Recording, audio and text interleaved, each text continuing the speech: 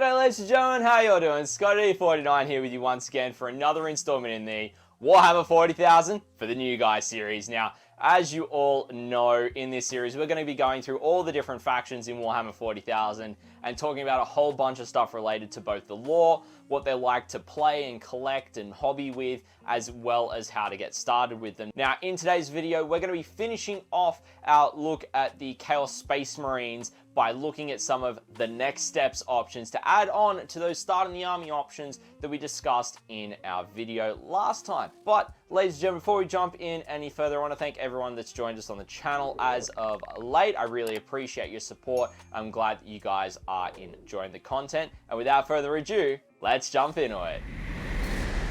Alrighty everyone, so as per usual, this video follows directly on from the starting the army video, where I'll be talking about a couple of different options of what you can add on to as the next steps to expand from your combat patrol level army of a Chaos Space Marine faction into the incursion level size for your games. As with all the previous The Next Steps videos, these three options will be around 250 Australian dollars. Some might go over, some might be under, depending on what kits are involved. But when they are combined with the starting the army options, they do come to either $500 or less, so bear that in mind. And of course, before we jump any further, the usual caveat, I am going to be talking in Australian dollars, so remember to look at your local regional currency to make sure that these line up for roughly the same budget as well. Now, all of these kits I've selected to go with each of the initial options for what I believe are some of the best combinations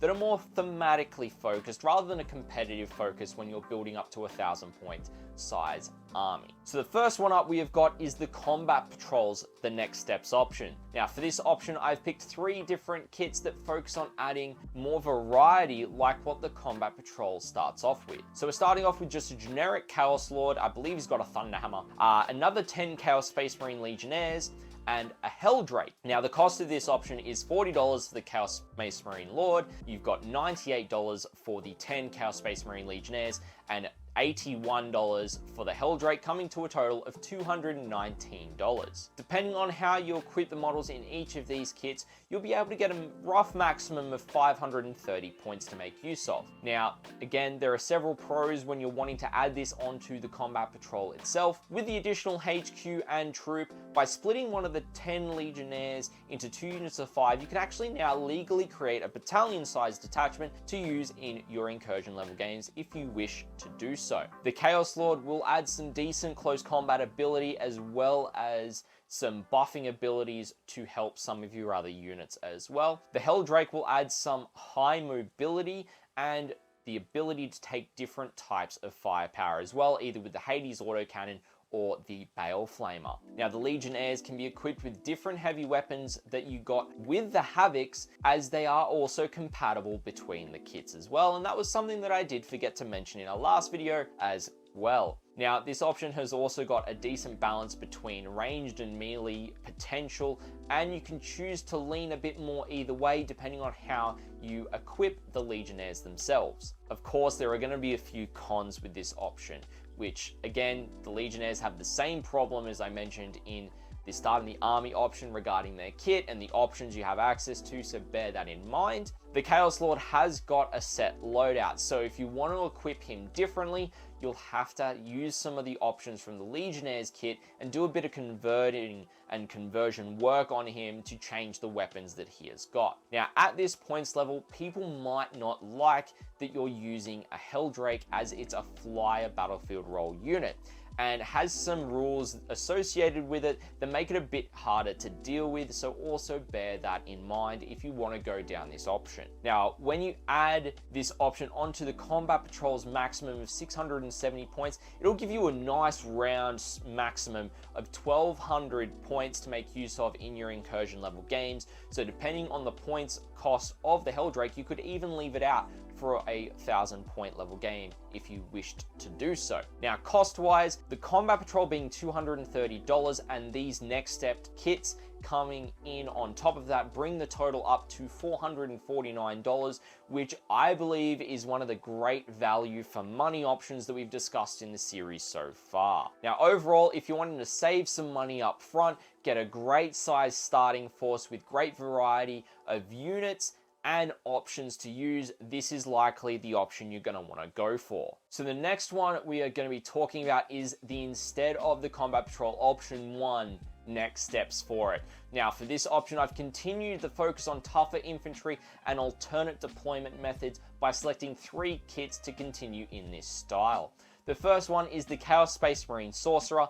The next one is 10 more Chaos Space Marine Legionnaires, and the kit of 2 Obliterators and a Venom Crawler. So a bit of diversity there as well, giving you 2 units for the cost of 1 kit. Now, the cost of these kits is $49 for the Sorcerer, $98 for the 10 Legionnaires, and $120 for the 2 Obliterators and the Venom Crawler, coming to a total of $267. Now, depending on how you equip the 10 Legionnaires, you'll be able to make a rough maximum of 600 points to make use of, adding on top of the other instead of option kits that you've already got. Now, there are a few pros that go along with this option. With the additional HQ choice and splitting the 10 Legionnaires into 2 units of 5, it'll legally allow you to create that battalion detachment to use for your incursion level games. Now, the Chaos Sorcerer can be buffed by the Venom Crawler for casting psychic powers, so there's a little bit of synergy there. Rules-wise, dig into the codex to find out a bit more about what they actually do. The Obliterators will add some much-needed range firepower to this option, as well as being a durable unit, and this option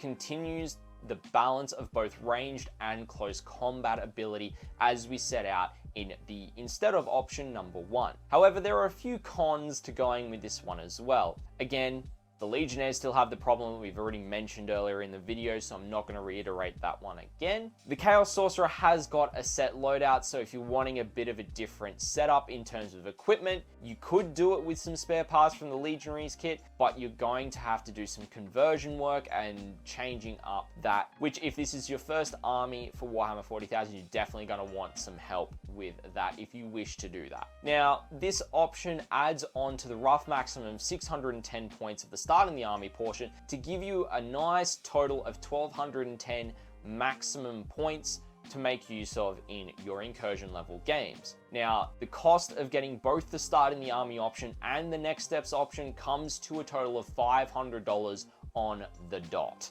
So it's right on that limit of what we want to be going to for starting off with an army. Now, however, if you are wanting to start with more of a balanced focus with tougher units, then this might be the best option for you to go with instead of the combat patrols options, for example. And now the third option for the instead of option number 2 for the next steps of that series of kits, I've selected 3 more kits that you can add on to the initial selection that have got different utility to the initial kits. And the first one is Harken World Claimer, 10 more Chaos Space Marine Legionnaires, and 5 Raptors.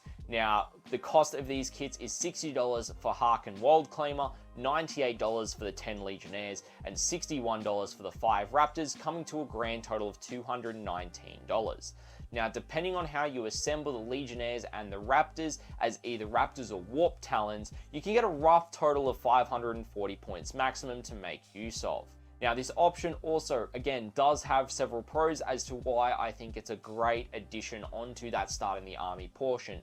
As with the other 2 options, you get the extra HQ, you get the extra 2 troops by splitting the 10 Legionnaires into 2 units of 5 to create that battalion detachment for your incursion level games. You can choose to be more ranged, close combat, or balanced with the Legionnaires and the Raptors / Warp Talons, depending on the direction you want to take your army and what you've actually already built. The Raptors can take 2 special weapons, which means they can actually act as quite a quick response unit to deal with a particular threat, depending on the weapons you give them. So say you give them some melter guns, they're going to be able to deal with some anti-tank quite quickly. You give them plasma guns, they can deal with a small, durable unit with some high strength, high damage firepower there. But it is completely up to you what you equip them with. However, there's also a few cons with starting with this option as well. The Legionnaires have the same problems that I've mentioned in the start in the army portion, so bear that in mind when it comes to what options they can take. This option, when combined with the starting the army portion, does give you the lowest number of models total out of the 3 options as well. And Harken World Claimer himself is a named character for the Black Legion, so if you choose to run him in your army list as a HQ choice, it means that you're having to run your army as the Black Legion, so it locks you into a set of rules. Bear that in mind as well.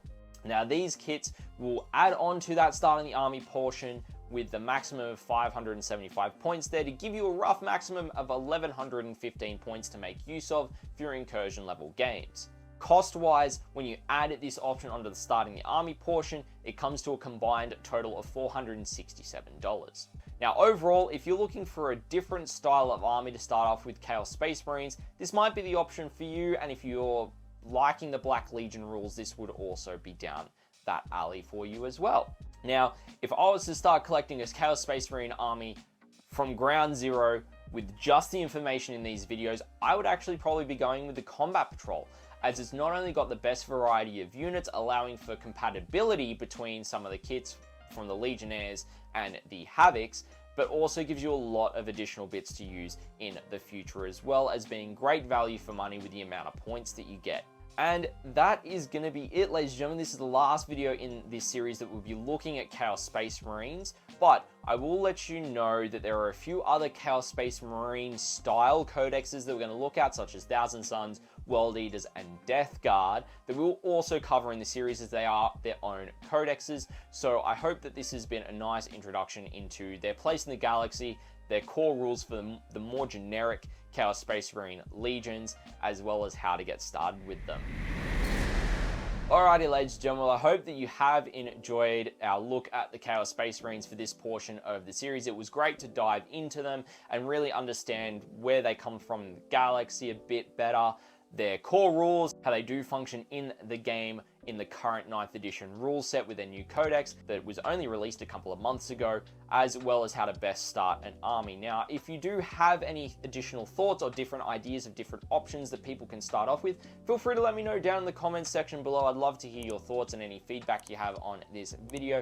And if you haven't already, make sure you hit that like button if you did enjoy the video, as well as the subscribe button. Turn on that notification bell if you want to keep on seeing more content coming out of the YouTube channel here that I'm bringing you guys. Now, if you want to have a bit more of a back and forth discussion, feel free to come and find me when I'm live over on Twitch, where I do stream hobby sessions. I do travel to Australian tournaments to bring you live tournament coverage, and I do some of my own live games from time to time as well, but mainly I do stream on Tuesday mornings and Friday evenings, Australian Eastern Daylight Savings Time at the moment, or Australian Eastern Standard Time when it's not Daylight Savings Time. Now, if you do want to contribute and financially support the content that I am creating here on YouTube, feel free to check out my Ko-Fi page. It is linked down in the description below, where you'll be able to see a bunch of membership tiers, and if you feel like getting some competitive coaching from myself, there is an option for that as well as some Scotty D49 dice currently. And also, if you did want to just make a one-off tip, there is the option for that as well. But ladies and gentlemen, I hope that you've enjoyed this video, and I'll catch you in the next one with the next faction for the Warhammer 40,000 for the New Guy series. See you then.